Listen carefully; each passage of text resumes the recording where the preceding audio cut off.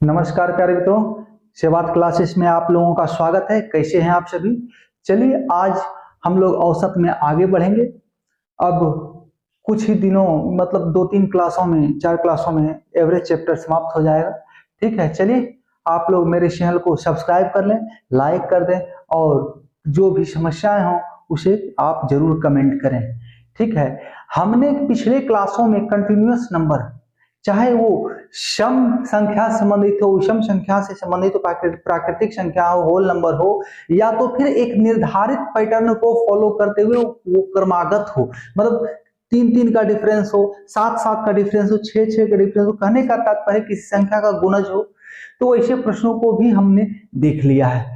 ठीक है, तो चलिए कुछ और महत्वपूर्ण प्रश्न जो कि एग्जाम में पूछे जाते हैं, जो कि एवरेज के मुख्य प्रश्नों में शामिल है। ठीक है, जो कि बराबर एग्जाम्स में आते हैं। जैसे कि आपने देखा होगा कि रोहन जो है, रोहन कोई भी नाम ले सकते हैं, प्रश्न में नाम ABCD XYZ से कोई फर्क नहीं पड़ना है। ठीक है, फर्क इससे पड़ता है कि आप हमारे चैनल को सब्सक्राइब कर रहे हैं या नहीं।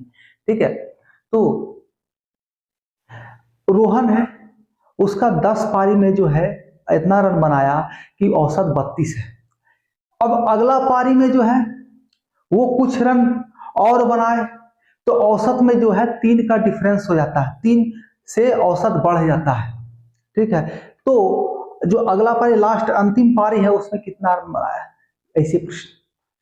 कुछ व्यक्तियों का समूह है जिनका औसत वजन कुछ हो सकता है, कुछ नए व्यक्ति जुट गए, उनसे औसत वजन में कुछ डिफरेंस हो गया, बढ़ गया, ठीक है, या घट गया, कुछ भी हो सकता है। तो अब बताइए जो नए व्यक्ति जुटे उनका औसत वजन क्या है, या कुल वजन, उनका कुल वजन क्या हुआ टोटल व्यक्तियों का। तो ऐसे ऐसे प्रश्न हो सकते हैं।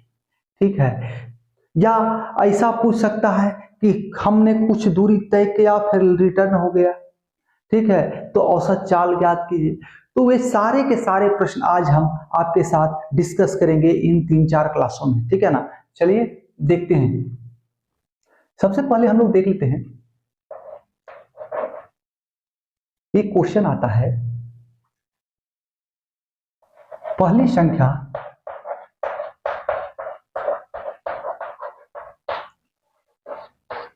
दूसरी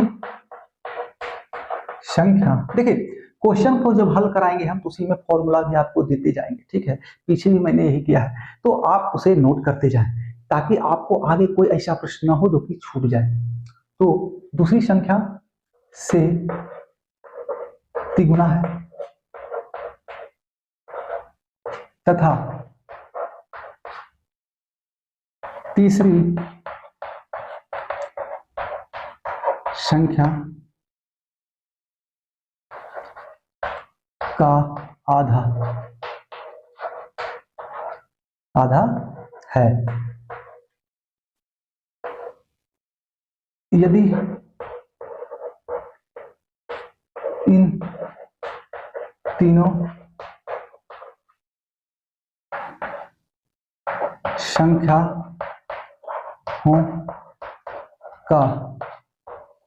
औसत 90 हो तो तीनों संख्या ज्ञात करें। तो इसका हल हम कैसे कर सकते हैं?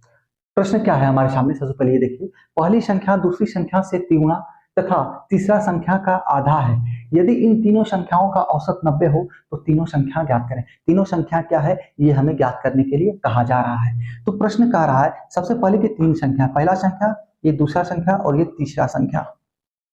तो समझने वाली बात यह है, कह रहा है हमारा क्या पहला संख्या दूसरा से तिगुना है, यानी अगर ये 1 होगा तो ये 3 हो जाएगा, अगर दूसरा 1 होगा तो पहला जो है 3 हो जाएगा। देखिए हमें सबसे लोएस्ट नंबर पकड़ करके ही हमें हल करना है, आसानी से हल हो जाएगा। जब ये 1 यूनिट है तो ये 3 यूनिट हो जाएगा। अब कह रहा है पहला जो है तीसरा का आधा है, जब ये 3 है और ये इसका आधा है तो ये क्या हो जाएगा, दुगना हो जाएगा। जब इसका आधा है ये तो ये ये जो है इसका आधा है तो ये इसका दोगुना हो जाएगा, तो 3 गुना 2 6 हो गया, यानी 6 यूनिट। कहीं कोई कंफ्यूजन नहीं। अब एवरेज हमारा क्या कह रहा है, ए बी इजकल टू 90। तो एवरेज में कैसे निकलता है, तीनों संख्याओं का योग, 3 1 4 6 10 और भागा n, तो n कितना है 1 2 3, कुल संख्या 3 बराबर 90। अब देखिए आप कहिएगा कि इसको एवरेज में तो आपने कहा है अगर तीन विषम पदों में हो संख्या तो बीच वाला एवरेज होता है, तो क्या एक को एवरेज मान ले, नहीं, एक को एवरेज हम तब मानते जब यहाँ पर ये मिडिल टर्म का मान फैक्ट दिया होता। हमने माना है, यहाँ सपोज किया है, एक यूनिट बैठाया है अपने मन से, तो इसको एवरेज डायरेक्ट इस एक को नहीं मानेंगे। ये बीच वाला पद तो होगा, बीच वाला पद एवरेज तो होगा, लेकिन ये एक नहीं होगा, वो देखिए हम निकाल रहे हैं, बता रहे हैं।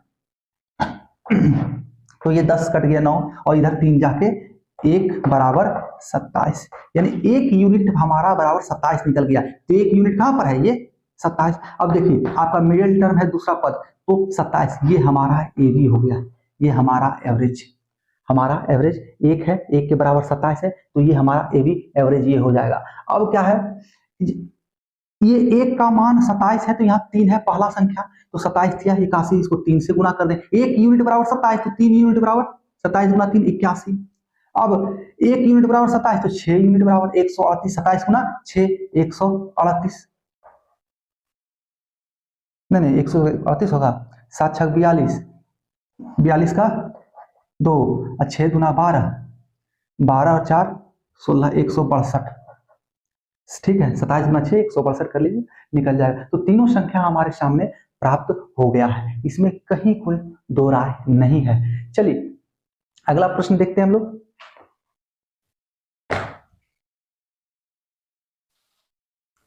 अब चलिए हमारा पहला संख्या क्या निकल गया था, 81, ठीक है। दूसरा संख्या क्या निकल गया था, 27, और तीसरा संख्या ये जो है 162, 162। हम अलग क्वेश्चन बना के लिख सकते थे, लेकिन इसी में आपको समझाना चाहते हैं। तो पहला संख्या 81 है, दूसरा संख्या 27 है, ठीक है, ये तिगुना वगैरह छोड़ दीजिए। पहला संख्या 81, दूसरा संख्या 27, तीसरा संख्या 162 है, ठीक है। तीनों संख्याओं का औसत जो है हमारा क्या है, 90 है।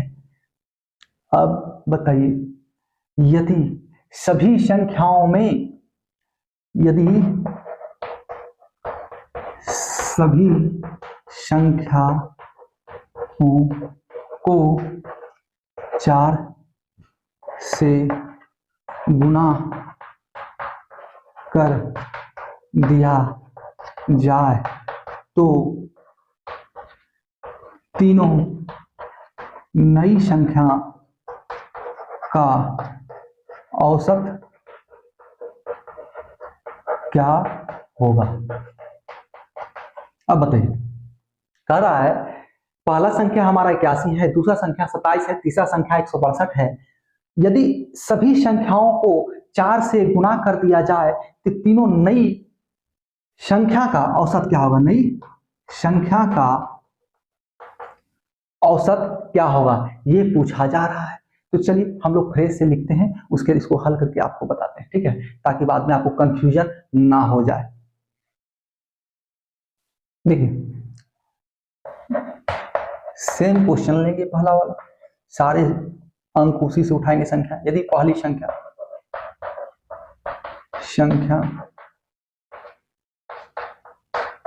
दूसरी संख्या तथा तीसरी संख्या क्रमशः, पहला क्या था पिछला क्वेश्चन में, 81 था, दूसरा 27 था, तथा तीसरा क्या 162।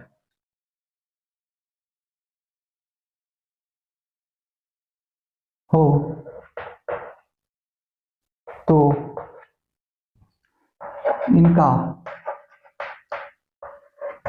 औसत 90 होगा। यदि इन संख्याओं में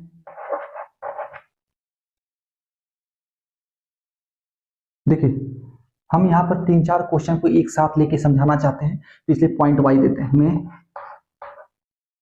4 गुना कर दिया जाए, 4 गुना, दूसरा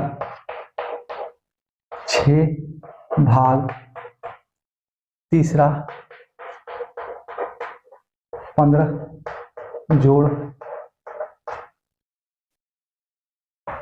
चौथा 17 घटा दिया जाए।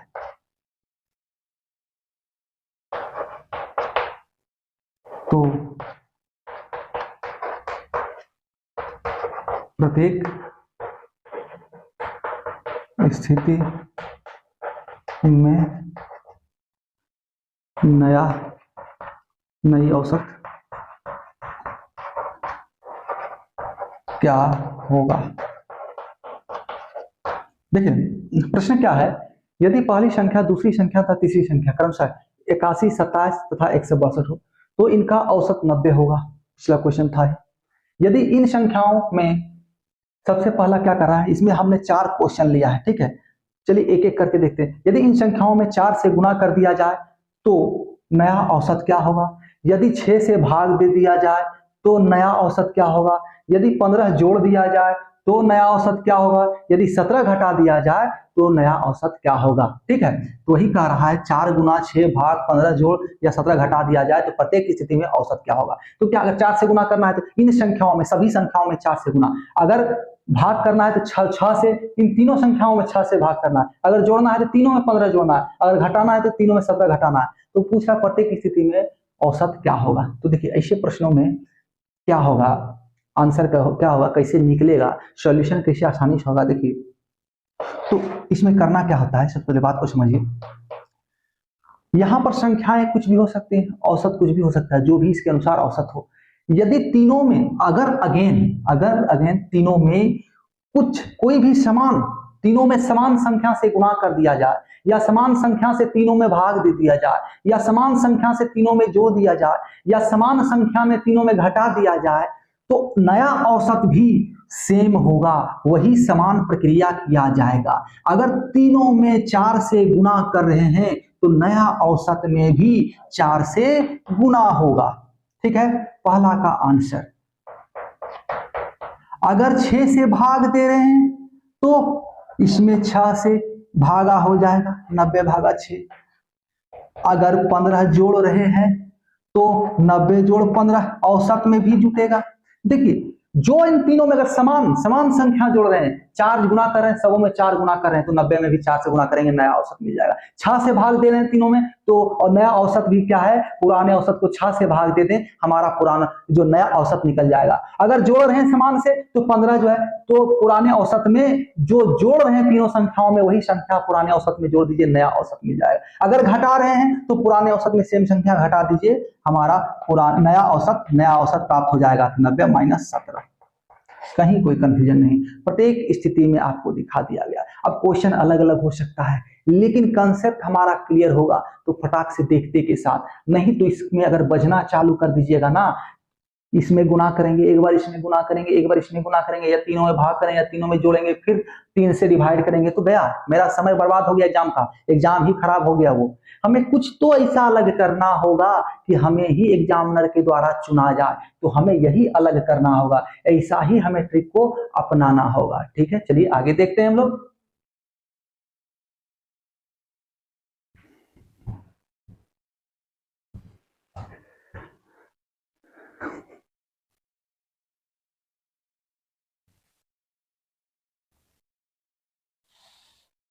आलतू फालतू का जो रील देखते हैं ना, उससे अच्छा हमारे इस वीडियो के साथ जुड़ जाइए, आपको कुछ ना कुछ एकदम सटीक एग्जाम के लायक ज्ञान जरूर मिल जाएगा। ठीक है, 1-2 क्वेश्चन आपका जरूर बढ़ जाएगा।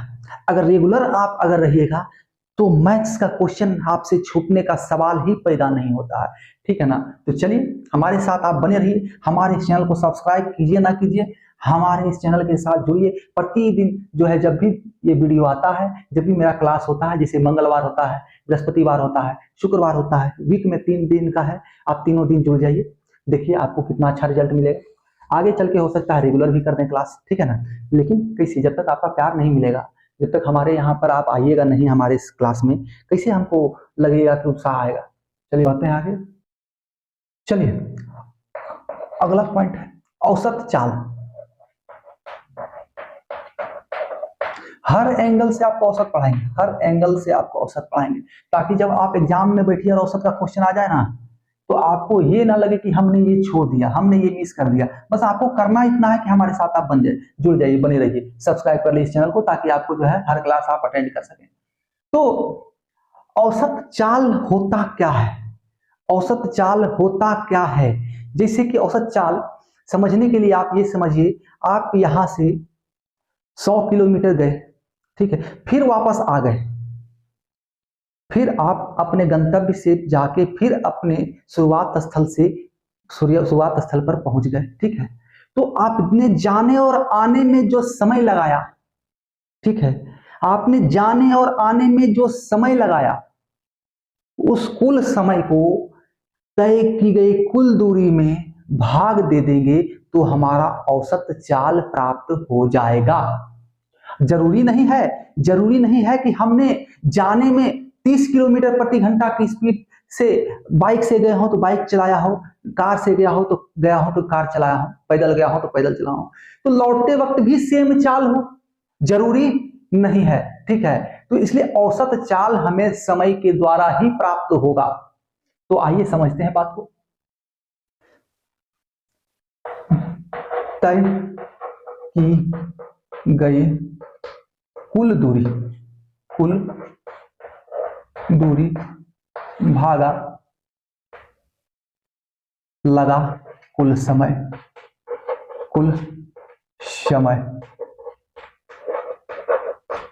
ठीक है। लगा कुल समय मतलब कि दूरी तय करने में लगा कुल समय। तो बात को समझने की जरूरत है। मान लीजिए आप दिल्ली से हावड़ा गए, दिल्ली टू हावड़ा, ठीक है, एडब्ल्यूएस कोड है ना हावड़ा का, ठीक है। अब देख लीजिए दिल्ली से हावड़ा गए, अब डिस्टेंस क्या होगा भाई एग्जैक्ट पता नहीं है, मान लेते हैं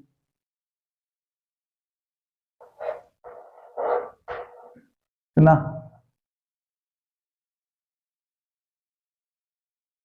1800 मान लीजिए, चलिए 2000 के आसपास होगा, 1800 हो, 2000 हो, 2200 हो, 2500 वही कुछ होगा। अब क्या हुआ, यहां से यहां जाने में जो हमारा समय लगा वो 18 घंटा लगा, ठीक है।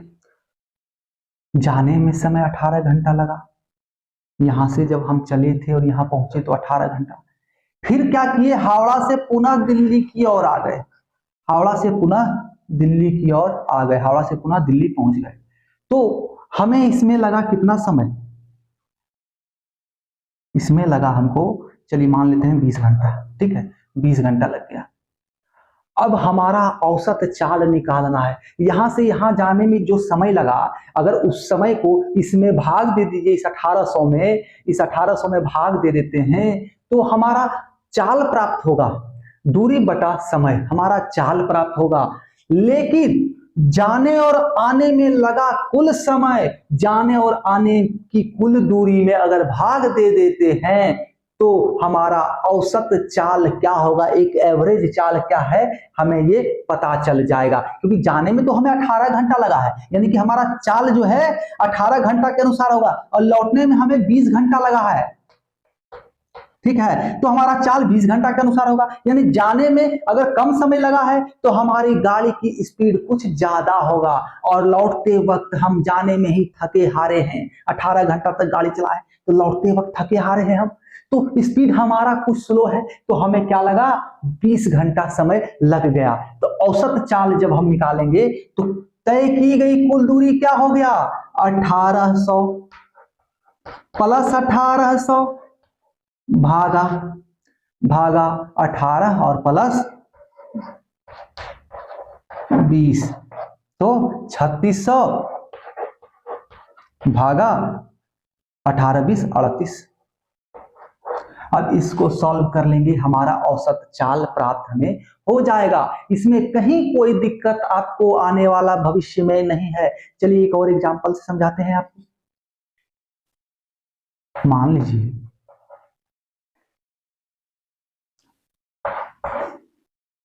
आप कोचिंग करने जा रहे हैं अपने घर से, ठीक है। आपका घर का स्थान पी प्लेस पर है और कोचिंग जो है आपका क्यू प्लेस पर है, ठीक है। आपका कोचिंग की दूरी जो है 20 किलोमीटर, 20 किलोमीटर। आप जाते समय अकेले जा रहे हैं, चले गए कोचिंग कि भाई आपको कोचिंग पहुंचना है जल्दी जल्दी।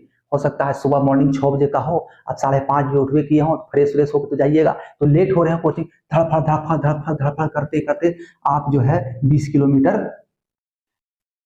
3 घंटा में पहुंच गए, ठीक है। 3 घंटा में पहुंच गए।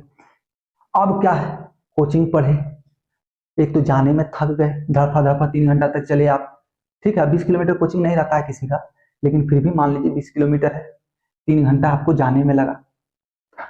अब पैदल गए हो, बैलगाड़ी से गए हो, घोड़ा गाड़ी से गए हो, जैसे गए, मोटरसाइकिल से गए, स्कूटर में गए, आपको 3 घंटा लगा है भैया, ठीक है ना।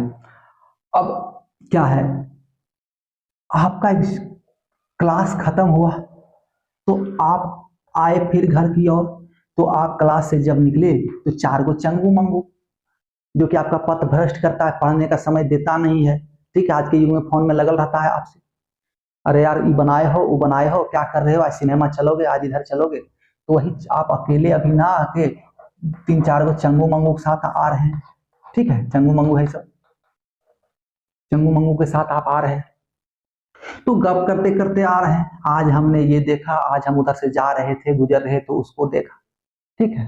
बहुत सारी बातें होती, ठीक। तो आपका समय बर्बाद करता है, आते आते आपको लग गया कितना, 5 घंटा, 5 घंटा, ठीक है। आते आते आपको लग गया 5 घंटा, क्योंकि ये भी तो आपका समय बर्बाद कर रहा है ना। हो सकता है कह दे कि भैया चलो चाय की टपरी पर चलते हैं, थोड़ा हम लोग चाय पियेंगे, ठीक है। चाय की टपरी पर चलते हैं, गरम गरम चाय पियेंगे, वहीं बतियावेंगे, तो आपको लग गया टोटल 5 घंटा, ठीक है। अब आने में गप सड़का करते हुए 5 घंटा आपको लग गया, तो आपका औसत चाल क्या होगा, औसत चाल।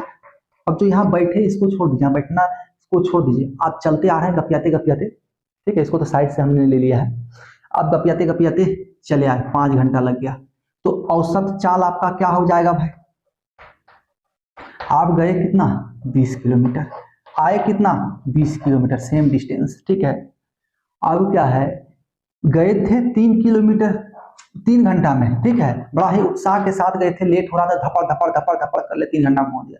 अब आते समय कुछ आपको टेंशन नहीं है कि घर पहुंचना है, 2-4 गो चंगू मंगू भी मिल गया है, तो आराम से गप सड़का करते हुए धीरे धीरे आ रहे हैं, तो आपको लग गया 5 घंटा।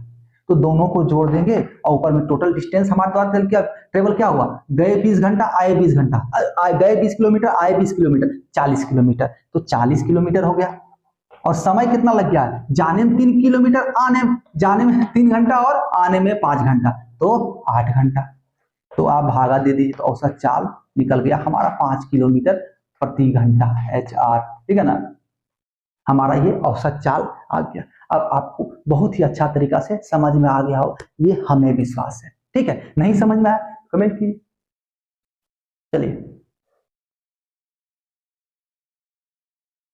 चलिए नेक्स्ट क्या है,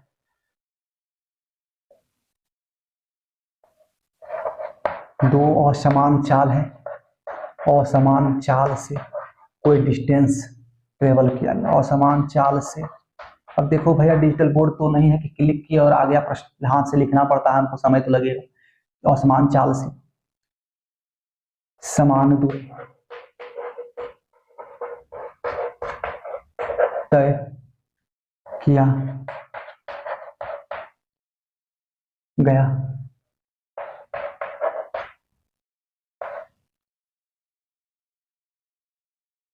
तो चलिए दोनों असमान चाल को हम यहाँ नीचे x और y मान लेते हैं। दोनों असमान चाल को हमने मान लिया x और y, समान दूरी तय किया गया, तो औसत चाल बराबर क्या होगा, तो इसका फॉर्मूला है 2xy बटा x प्लस y, ठीक है।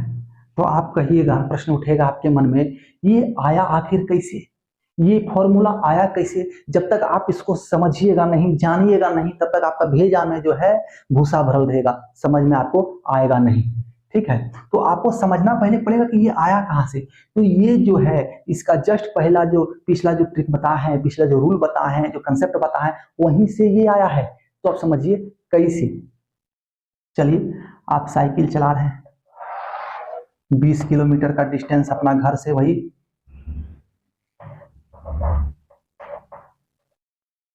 20 किलोमीटर घर से कॉलेज जा रहे हो भाई, ये आपका कॉलेज हो गया। ठीक है, अब 20 किलोमीटर का डिस्टेंस जा रहे हो, जाते समय जो है आप अकेले नहीं जा रहे हो, आपका चंगू मंगू एगो दोस्त भी साथे है। ठीक है, चंगू मंगू एगो दोस्त भी साथे है, दोनों में लग गया रेस, दोनों में लग गया रेस। जब रेस लग गया तो ये चल रहा है, ये चल रहा है जो है आपका दोस्तवा जो है वो चल रहा है 5 किलोमीटर प्रति घंटा के हिसाब से kmph, और आप जो चल रहे हो भैया वो चल रहे हो 7 किलोमीटर प्रति घंटा के हिसाब से। ठीक है, आप तो चाह रहे हो कि इससे जल्दी हम पहुंच जाए, जब रेस लग गया था तो छोड़ोगे नहीं। ठीक है ना, तो दोनों जो है दो चाल से जा रहे हो, जाना है, डिस्टेंस क्या है समान है, और चाल आपका असमान है। डिस्टेंस आपका समान है, चाल आपका असमान है। ठीक है, समान मतलब कट्टा मत समझ लियो। तो अब क्या, ये फॉर्मूला आया कहां से। तो सबसे पहले हम क्या निकालते हैं, समय, कितना समय में ट्रेवल किया, कितना समय में ट्रेवल किया। तो इस फॉर्मूला को ज्ञात करना है ना। तो इस 20 को भूल जाओ, इस 7 को भूल जाओ, ये 5 को भूल जाओ, क्योंकि हमें फॉर्मूला क्रिएट करना है। तो 20 के जगह पर हम x रख लेते हैं, 7, 20 के जगह पर हम लोग कुछ भी रखते हैं, p रखते हैं, 20 के जगह पर p रखते हैं। ठीक है, और साथ चाल हमको ज्ञात करना है, p रख लिए। अब क्या है, 7 किलोमीटर इसको x मान लेते हैं, 5 किलोमीटर इसको हमने y मान लिया, समान डिस्टेंस 20 किलोमीटर, इसको p कर लिया। ठीक है, कहीं कोई प्रॉब्लम नहीं आपको होना चाहिए। अब समय निकाल लीजिए, दोनों के अनुसार क्या समय लग रहा है, दोनों को क्या समय लग रहा है। एक बार में p/x और दूसरा चंगू मंगू को p/y, कहीं कोई कंफ्यूजन नहीं, दोनों को ये समय लग रहा है, दोनों को ये समय लग रहा है। ठीक है, तो औसत चाल हम लोग कैसे निकालते हैं भाई, तय की गई कुल दूरी, तय की गई कुल दूरी, तो p और प्लस p, दोनों तो यही किया ना। तो तुम भी गए भैया p दूरी यानी 20 किलोमीटर, ये भी गया p दूरी यानी कि 20 किलोमीटर। ठीक है, दोनों गया, तो दोनों का जो है ट्रेवल कितना, 20 किलोमीटर तुम, 20 किलोमीटर तुम्हारा दोस्त, 40 किलोमीटर, यानी दोनों चंगू मंगू क्या हो गए, 20-20 किलोमीटर चले, p किलोमीटर चले, तो p p 2p हो गया।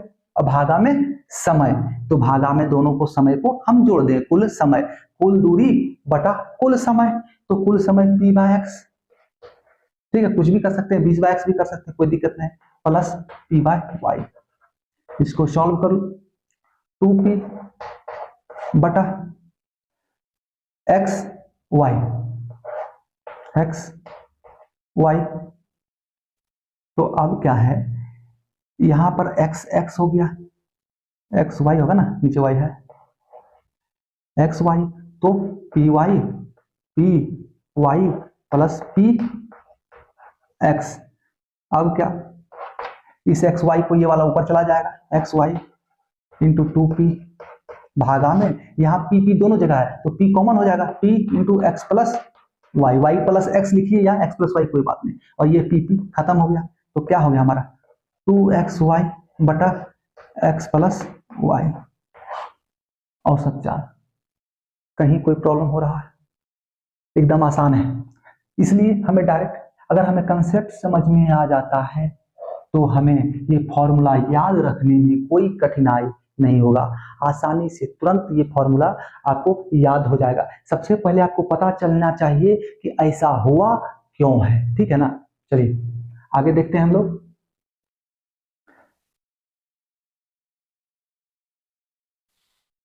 अब देखिए,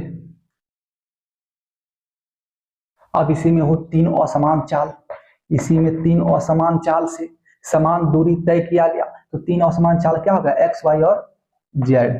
ठीक है, तीन असमान चाल एक्स वाई जेड से समान दूरी तय किया गया, तो औसत चाल क्या होगा, तो औसत चाल आपका सेम फॉर्मूला से निकलेगा, इसलिए सिर्फ केवल फॉर्मूला लिख देते हैं, कंसेप्ट आपका वही रहेगा, 3xyz, तीनों समान चाल 3xyz।